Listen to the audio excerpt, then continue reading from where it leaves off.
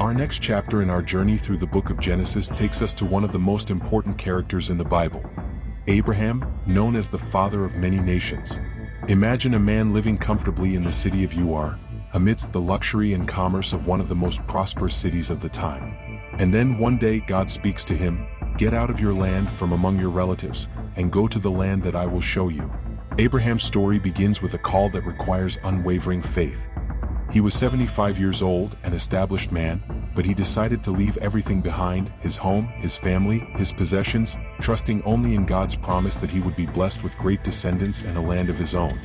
Abraham and his wife, Sarah, set off on a long journey to the land of Canaan, an unknown land full of challenges and uncertainties.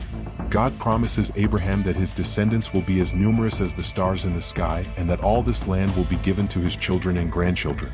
Imagine Abraham looking up at the vast night sky, each star shining like a divine promise. In a world without maps or guarantees, he becomes a symbol of faith, walking only by trusting in God's word. But there's a problem. Sarah is barren and they are both old. How will God fulfill this promise? Even so, Abraham doesn't doubt. He builds altars in worship and goes ahead, believing in the impossible. Time passes and the promise of a son still doesn't materialize. In a moment of weakness, Abraham and Sarah decide to help God fulfill his promise. Sarah offers her handmaid Hagar so that Abraham can have a child with her. From this union Ishmael is born. For a while it seems that the promise has been fulfilled. But God makes it clear that the son of promise will come from Sarah, not Hagar.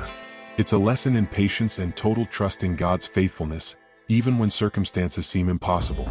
Finally, when Abraham is 100 and Sarah is 90, the impossible happens. Sarah gives birth to a son, and they name him Isaac, which means laughter. It's a moment of celebration, a testimony that God always keeps his promises, even if they seem to take a long time.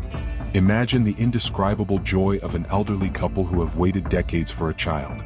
Isaac becomes the symbol of faith rewarded, the heir to the promise, the son who will bring continuity to Abraham's lineage. But Abraham's story is far from over. God makes a shocking request.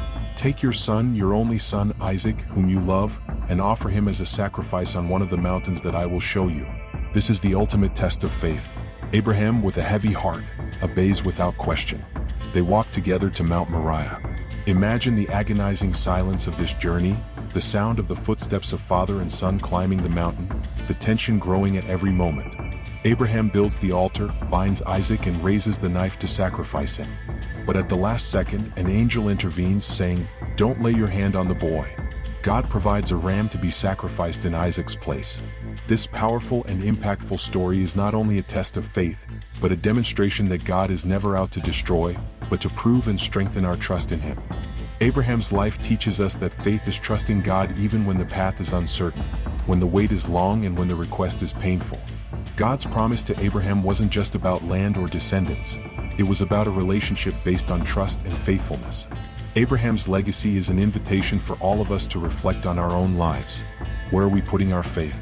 Are we willing to trust God, even when we don't understand his plan? Abraham shows us that when we put our trust in God, he is faithful to fulfill his promises, no matter how impossible they may seem. Abraham, a man who became the father of many nations, through a faith that didn't waver in the face of the most difficult challenges. Abraham's journey challenges us to live with a faith that not only believes the promises, but also acts on them, even when it requires sacrifices.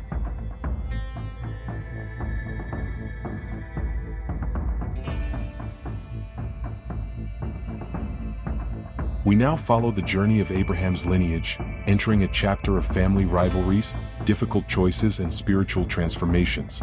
Isaac, Abraham's promised son, grew up to become a man of faith, and from his line were born two sons who would change the course of history, Jacob and Esau. From the womb of their mother, Rebekah, the twins were already fighting each other. At birth, Esau came first, but Jacob followed close behind, holding his brother's heel, symbolizing his desire to surpass his firstborn. Esau, Isaac's favorite, was a skilled hunter, a man of the field. Jacob, on the other hand, preferred the quiet of the tents and was Rebekah's favorite. This preference led to conflicts that would culminate in a dramatic betrayal.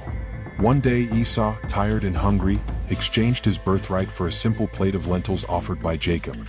Isaac, already old and blind, decides to bless Esau as his heir, but Jacob, with the help of his mother, deceives his father and steals the blessing intended for his brother.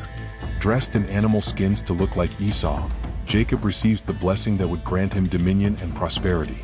When Esau finds out, his heart is filled with hatred and he vows to kill his brother after his father's death. Fearing for his life, Jacob flees to his uncle Laban's land in Haran, leaving behind a family in pieces. This flight, however, would become a turning point in his life. During his journey, Jacob stops to rest in a place called Luz. There he has an impressive dream, a ladder stretching from earth to heaven with angels climbing up and down it. At the top, God appears and renews the promise made to Abraham. The land where he rests will be his and his descendants, and his lineage will bless all the families of the earth. Awakening from his dream, Jacob realized that this was a holy place and renamed the place Bethel, which means house of God. This dream not only strengthened his faith, but also marked the beginning of his spiritual transformation. After many years of serving Laban, Jacob decided to return to his homeland, knowing that he would have to face Esau. On the way, he spends a restless night by the river Jabbok.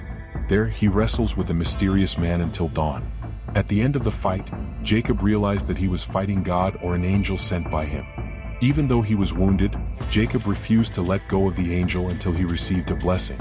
At that moment, God changes Jacob's name to Israel, which means one who wrestles with God, marking a new spiritual identity. This event symbolizes Jacob's perseverance in seeking God's blessing, even in the midst of great challenges. Arriving near his homeland, Jacob dreads meeting Esau, but surprisingly, his brother welcomes him with open arms. The two cry together, putting an end to years of bitterness and conflict. This reconciliation represents redemption and the healing of family wounds. Jacob, now known as Israel, is the patriarch of a nation that carries the legacy of God's promises. The story of Isaac, Jacob, and Esau is not just about disputes and blessings, but about the complexity of human relationships and the search for identity and spiritual purpose. It shows us that, despite mistakes and failures, God's mercy is always present, offering new opportunities for redemption and transformation.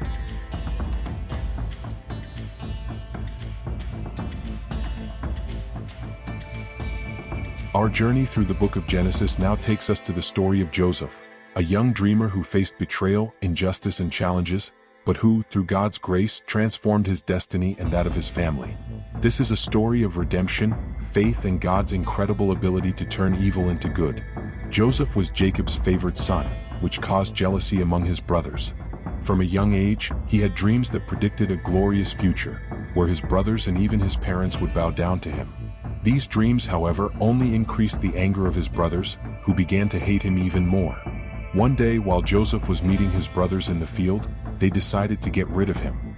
Driven by jealousy and hatred, they threw him into an empty cistern and later sold him as a slave to Ishmaelite merchants on their way to Egypt. In Egypt, Joseph was sold to Potiphar, an official of Pharaoh. Even as a slave, his integrity and ability allowed him to prosper, earning the trust of his master. However, after a false accusation by Potiphar's wife, he was unjustly imprisoned. Even in prison, God was with Joseph, and he soon became in charge of looking after the other prisoners. It was there that he interpreted the dreams of two of Pharaoh's servants, predicting the return of one of them to the palace. 2 years later, Pharaoh had disturbing dreams that no one could interpret.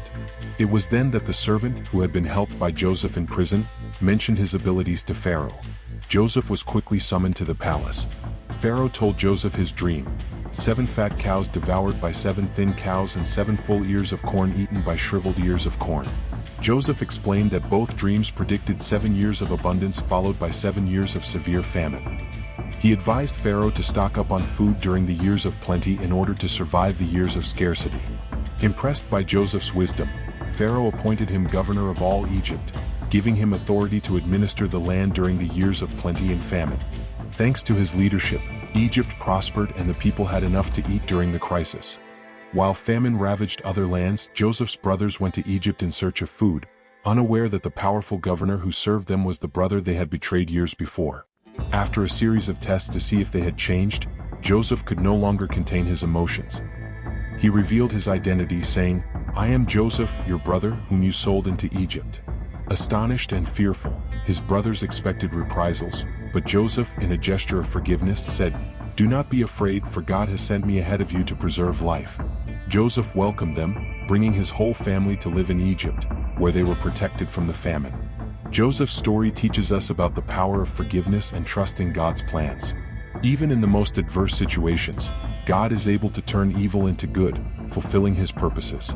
Joseph not only saved his family from famine, but also consolidated the people of Israel in Egypt, setting the stage for the next chapters of the biblical story.